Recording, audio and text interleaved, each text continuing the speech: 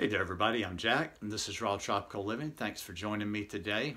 Hope you're all having a nice weekend out there. I'm just having a really quiet Saturday and it's almost disappear. It's going to disappear before I know it. I kind of got fooling around doing some things this morning, doing a little cleaning, doing a little this and that.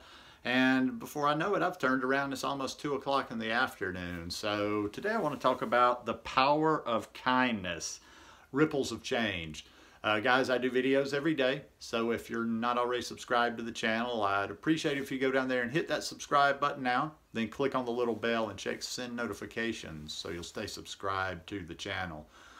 Kindness, I've done a number of videos on kindness on this channel, but I think I like to do those from time to time because I think kindness is an important thing.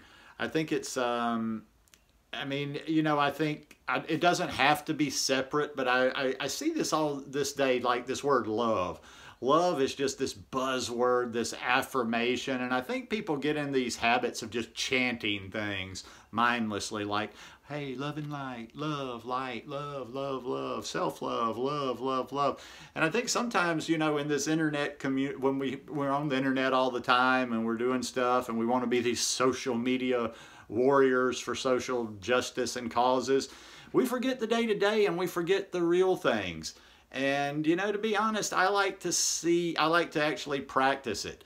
And not that I'm around a whole lot of people, but I try to just practice little bits of kindness in any way possible. And I've noticed that because this is something that I've done for a few years now, a number of years now. And I just always noticed that it just seems to, I started to title this Playing It Forward, because I've seen that a number of times where, you know, somebody maybe is having a little bit rougher day or downer. They get a little bit of kindness and it just kind of sparks them back up, and then they carry that kindness on throughout the day. You know, if they're somewhere out in public, maybe they affect a lot of people, or they go home, they take that home to their families. But a lot of times just that little bit of kindness shown towards another person you know, can make huge changes. And sometimes you never know, you know, so there's a lot of people out there. We don't, you know, I'm in a small town. We don't really see I don't see homeless people here, but also people like, you know, sometimes too, I used to notice that like in San Jose and even in Playa Jaco when I was in Costa Rica, you know, when people are living on the streets and really living hard, you know, people with issues, whether they're just, you know, just on the street or they've got addiction issues or whatever. And I would notice that sometimes just like little small acts of kindness toward these people would, you know, would like really cheer them up, because you can usually tell when people are being sincere, and when you see that look on their face, it's just kind of all worth it. And you know, and I think here's another thing, especially with the internet, and I try to say this one as much as possible. If you have to choose between being kind and being right, always choose being kind. There's so many heavy-handed, hard-ass people out there these days, and sometimes it's like they kind of have this attitude of like, okay, if I'm right, you know, I can just hammer the hell out of somebody, or I can hammer my point across. They dig their feet in. And yeah, you might be right, but you know, what did you really accomplish? What kind of change did you make? Did you make this person's, you know, mental state or their happiness or mental health worse? But anyhow, I got a little bit of a reading I wanted to do today. I was reading earlier this morning, before I got out of bed actually.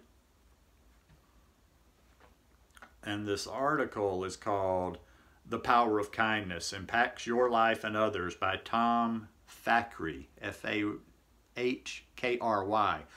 It's on medium.com, and I will remember to drop this in the down below in the description, and then you can go check it out yourself if you want to look at it some more.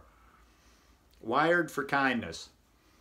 Do your little bit of good where you are. It's those little bits of good put together that overwhelm the world. Desmond Tutu. Now that's it right there. It's those little bits of good put together that overwhelm the world. Just, you know, think about like if, you know, 10 million, 100 million people were all practicing this at one time. Can you recall a time somebody was kind to you? Now change the scenario and think of a time you were kind to another person. Call to mind their reaction and how you responded. Move into your heart and notice the feelings there. If you read no further than this point, you should know that kindness affects the user and the experiencer, leaving a lasting impression on both. In this fast-paced world, kindness and compassion takes a back seat to selfies, self-interest, and expendable human interactions. Every person is waiting to be discovered or become rich, believing it holds the key to their happiness. Yet when they attain success, they long for their former life, having underestimated the trappings of fame and celebrity. I enjoyed the quote by Professor of Environmental Studies and Politics, David W. Orr. The plain fact is that the planet does not need more successful people, but it does desperately need more peacemakers, healers, restorers, storytellers, and lovers of every kind. It needs people who live well in their places. It needs people of moral courage willing to join the fight to make the world habitable and humane. And these qualities have little to do with success as we have defined it. Kindness is fundamental to the human existence.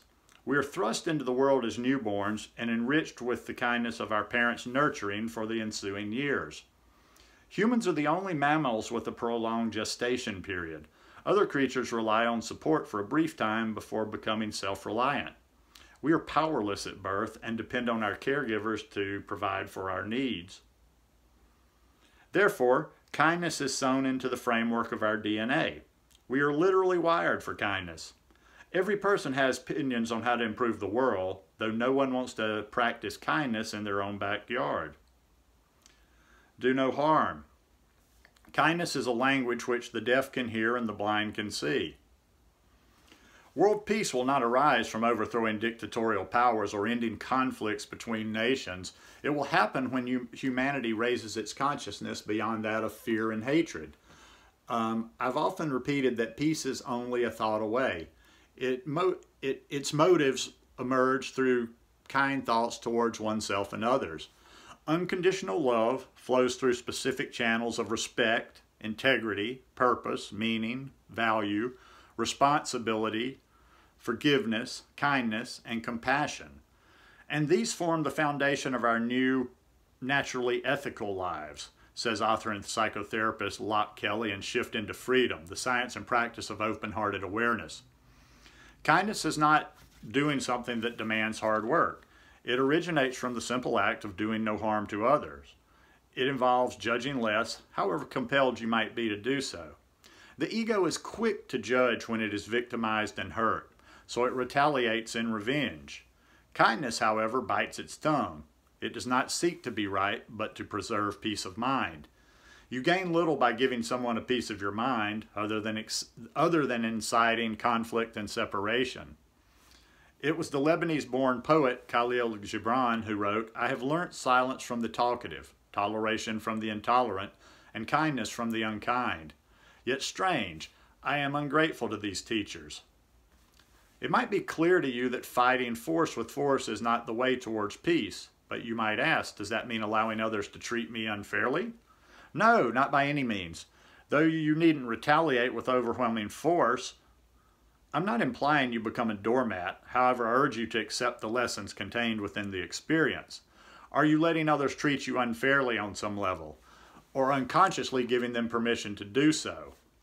No matter how anyone responds to your kindness, just by repeating out loud the words you didn't hear often enough or never heard at all, you guarantee yourself to be the one who exits each scene of life more healed, aligned, and expanded than the moment before, affirms author Matt Kahn in Whatever Arises, Love That, a love revolution that begins with you. Benefits of kindness. 3 things in human life are important. The first is to be kind. The second is to be kind. And the third is to be kind. That's by Henry James. Kindness has many benefits, including increased happiness and a healthy heart. It slows down the aging process and improves relationships and connections, which indirectly boost your health. People believe kindness is particular to those of religious faith because of their moral vows.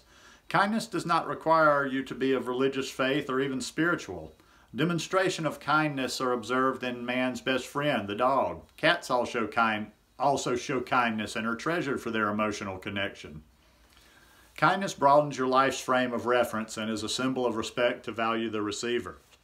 It influences the giver more than the receiver and has correlations with enhanced mental, emotional, and physical well-being. Through the 1990s, the late Dr. Masaru Emoto performed a series of experiments examining the natural effects of words, prayers, music, and environment on the crystalline structure of water. He noted when kind and loving words were conveyed to the water, they formed a complete crystal structure compared to energies of hate and anger. Considering approximately 70% of our body is made up of water, kindness has a direct impact on our immediate health. People believe kindness signifies weakness and being taken advantage of. It's important to delineate between kindness and being a doormat to others. You can be kind and assertive when others attempt to profit from your kindness. Author Matt Kahn states, when human interactions become a way of practicing self-acceptance by treating others with more patience, kindness, and respect, a constant need to be heard shifts into listening as an act of love. You should in no way undermine your self-worth at the expense of others, but simply practice kindness while upholding your integrity. Be kind anyway. My religion is very simple. My religion is kindness, the Dalai Lama. It's no surprise wicked acts have a greater impression on us than acts of kindness. We are alerted to fear more than goodness. Psychologists believe we are wired to detect that which threatens our survival and happiness. We give attention to acts of cruelty in the news because it is perceived as a threat to our survival. In these times of disingenuous social media interactions, unkindness abounds as people hide behind screens. This does not make it appropriate to abuse others. There's a person on the other side of the screen with feelings we must take into account. An important lesson in kindness involves asking yourself, how would I handle being the recipient of this? If it doesn't feel good, avoid the behavior. Hurt is hurt, and every time we honor our own struggle and the struggles of others by responding with empathy and compassion, the healing that results affects all of us, avows author and social researcher Brené Brown in Rising Strong. I wish to leave you with a passage from Mother Teresa's poem entitled Anyway, in which she states, people are often unreasonable, illogical, and self-centered. Forgive them anyway. If you are kind, people may accuse you of selfish, ulterior motives. Be kind anyway. Incorporate the smallest acts of kindness into your everyday life and notice the ripple effects. The butterfly effect in chaos theory asserts that a tiny event in one region of the globe can have a substantial effect somewhere else. Armed with this knowledge, it is the Dalai Lama who reminds us, if you can't be kind, avoid harming others. Hope y'all enjoyed that little reading. That was a good one. I enjoyed that one a lot.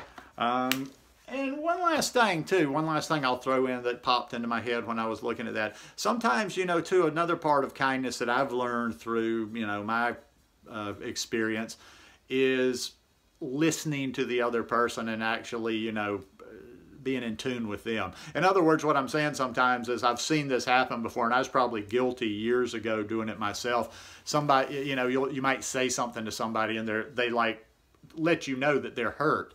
And you tell them like, well, I didn't mean it like that. You shouldn't be hurt. Oh, he shouldn't be hurt. They shouldn't be hurt. Well, if they're hurt, they're hurt. Your feelings are your feelings. So anyhow, just another one of our little Saturday readings, talks, whatever you want to call them. And hey, there'll be somebody out there. There always is. Saturday's a party night. There'll be somebody like loaded on something that pops in here, gets all angry, and maybe leaves a bad comment. Love you anyway, brother. Anyhow, hope you guys enjoyed this one. If you like it, give me a thumbs up, and I'll see you tomorrow. Peace.